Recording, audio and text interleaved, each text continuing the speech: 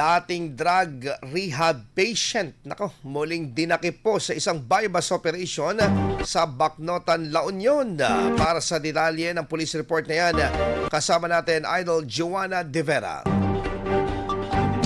104.7 IFM Report. Nasangkot sa iligal na droga ang isang 56 anyos na dating sumailalim sa rehabilitasyon matapos siyang maaresto sa isang buy-bust operation ng pinagsanib na puwersa ng mga otoridad sa Barangay Liscab, Bacnotan, La Union noong Hulyo 16 taong kasalukuyan. Kinilala ang sospek sa alias na Bong, karpentero at residente ng nasabing barangay. Ayon sa ulat, nahuli ito ng Philippine Drug Enforcement Agency Regional Office 1 La Union Provincial Office sa isinagawang operasyon na sinuportahan ng Bacnotan Police Station, La Union Provincial Intelligence Unit at La Union Provincial Drug Enforcement Unit. Nasamsam mula sa sospek ang humigit kumulang 0.5 na gramo ng hinihinalang shabu, 5 gramo ng hinihinalang marijuana at buy-bust marked money. Batay sa record ng mga otoridad, si Bong ay itinuring na high-value target resurgent matapos siyang unang maaresto dahil sa paglabag sa batas kontra droga noong 2016. Noong 2017, inatasan siya ng korte na sumailalim sa mandatory institutional rehabilitation na kanyang natapos bago siya muling nakalaya. Gayunman, sinabi ng PDEA na muling lumitaw ang pangalan ng sospek sa mga ulat ng pagbabalik sa bentahan ng iligal na droga matapos ang isinagawang intelligence monitoring. Kasalukuyang nasa kustudiya ng mga otoridad ang sospek at haharap sa mga kasong paglabag sa Sections 5 at 11, Article 2 ng Republic Act No. 9165 o Comprehensive Dangerous Drugs Act